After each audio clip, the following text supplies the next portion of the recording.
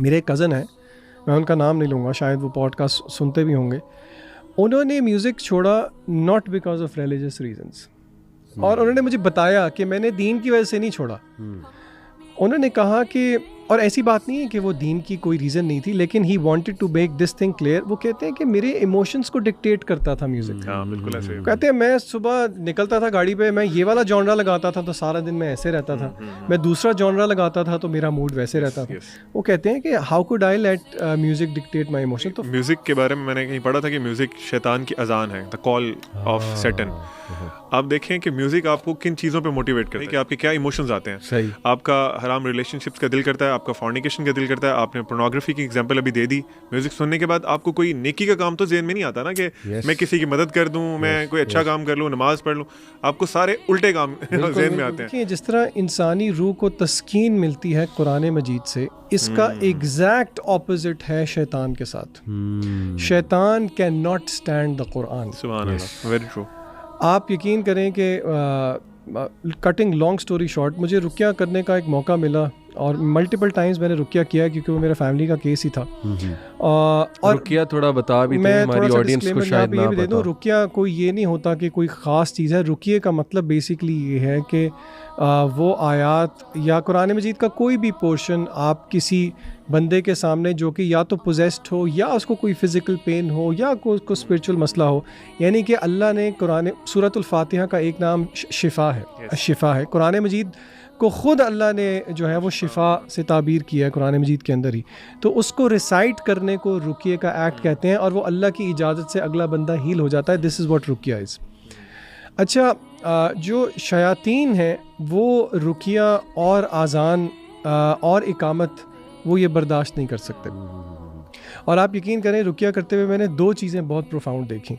Number one, रुकिया करते हुए मैंने, जो मेरे सामने जो केस था उस पर पोजेशन हुई हुई थी, जो हाथों के साइंस थे अली भाई, वो सारे वो थे जो कि म्यूजिशियंस करते हैं। अच्छा। यानी कि टू माय सरप्राइज उसमें से अक्सर साइंस मुझे नहीं पता थे, और जब मैंने आके बताए तो मुझे पता लगा ये तो म्यूजिशियंस के साइन हैं। And she was an elderly lady. She was an elderly, जो म्यूजिक शायद वो उस तरह नहीं, से वो उनका म्यूजिक से दूर दूर तक का कोई ताल्लुक नहीं था। और आप इस चीज़ से ऑडियंस रिलेट करें, ये रिसेंटली पिछले साल में जो कॉन्सर्ट्स हुए हैं, आपको पता है, जो ज़िया भाई भी बहुत कोट करते हैं, जिसमें ये पूरे उन्होंने सैटेनिक रिचुअल्स किए थे। अच्छा, और दूसरी बात जो मेरे लिए प्रोफाउंड थी वो कुरान मजीद की तासीर थी। आप यकीन करें, शायद सुनने वालों को यकीन ना आए, लेकिन क्योंकि मैंने तो फर्स्ट हैंड एक्सपीरियंस किया है। मैं सूरतुल फातिहा पढ़ता था, मैं आयतुल कुर्सी पढ़ता था, और मैं सूरह ये फलक और सूरह नास पढ़ता था, आगे से चीखों की आवाज़ें आती थी, एज इफ़ आप किसी को आग लगा रहे हैं। यानी कि वहाँ से मुझे अंदाज़ा हुआ कि ये अल्लाह का कलाम है, इसमें क्या तासीर है। और ऑन द कॉन्ट्ररी फिर मुझे शर्म भी आई कि देखो कि ये इसमें इतनी तासीर है कुरान मजीद के अंदर कि अगर ये शैतान को आग लगा सकता है तो ये हमारी रूहों को क्यों तस्कीन नहीं दे सकता।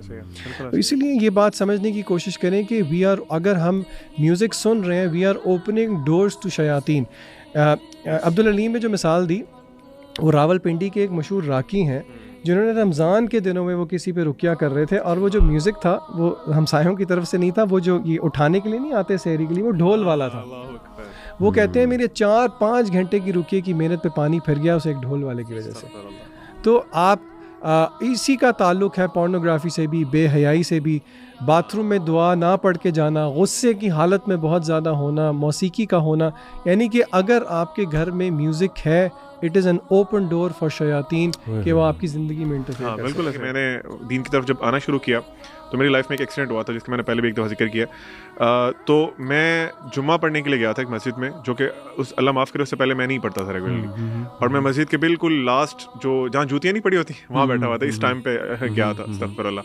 तो इमाम साहब ने बड़ा एक बहुत ज़बरदस्त खुतबा दिया, बहुत ज़बरदस्त खुतबा दिया, ईमान बूस्टिंग खुतबा था। उसके बाद उन्होंने ना मतलब एक होता है ना ट्रेडिशनल स्टाइल, उस तरह नहीं, उन्होंने हाथ खड़े करवा के ना प्रॉमिस लिए कि आज के बाद आप कौन प्रॉमिस करता है कि आज के बाद म्यूजिक नहीं सुनेगा। अच्छा। तो मैं जरा ना पंप हुआ था सुन के खुतबा, मैंने हाथ खड़ा कर दिया। अच्छा। और वो अल्लाह का इतना बड़ा एहसान है कि अल्लाह ताला ने, वैसे तो अल्लाह माफ़ करे कि बाज़ का चीज़ें आगे पीछे हो जाती हैं, लेकिन अल्लाह ताला ने उसमें इतनी हेल्प की कि मैंने उसी वक्त पे डिसाइड किया कि अब नहीं मैंने सुना। म्यूज़िक सुनने वाला भी गुनाह करता है, आदम अलैहिस्सलाम से भी गुनाह हो गया।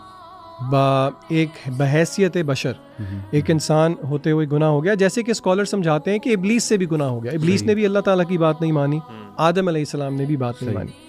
अल्लाह ने एज एन एंटीडोट या एज ए थेरेपी कुरान मजीद भेजा। जब अल्लाह ने आदम अलैहिस्सलाम को जन्नत से उतारा तो सूरह बकरा की क्या आयत है, फ़इम्मा यअतियन्नकुम मिन्नी हुदन फमन तबिअ हुदाया फला खौफुन अलैहिम वला हुम यहज़नून।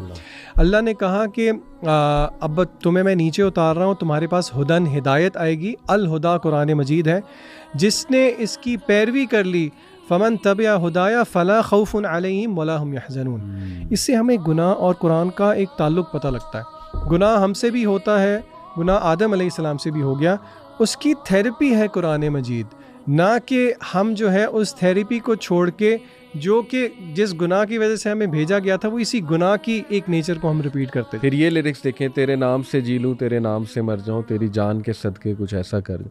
अल्लाह कहता है कुल इन्ना सलाती व नुसुकी व महयाया लिल्लाहि रब्बिल आलमीन। यहाँ पे ये किस तरह की इल्यूजन क्रिएट की जा रही कि सब कुछ तू ही है, फिर ये हम तेरे बिना अब रह नहीं सकते, तेरे बिना क्या वजूद मेरा। Is it true? मैंने लोग देखे हैं उनके हार्ट ब्रेक होते हैं, शादी हो जाती, सब कुछ दिन लगते हैं, बॉयज तो खासतौर पे कुछ दिन लगते हैं, वो हाँ किसी और के साथ चल जाते हैं। और अल्लाह सूरह मारिज में कह रहा है कि उस दिन एक बंदा अपनी माशूका को सैक्रिफाइस करने के लिए तैयार होगा कि अल्लाह इसको जहन्नम में डाल। माशूका छोड़े, यौम यफिर्रुल मरउ मिन अखी व उम्मिही व अम्मी, अब्बू से, भाई से अलग अलग भागेंगे, यहाँ तक कि हामिला अपना बच्चा ज़ाया कर देगी। अगला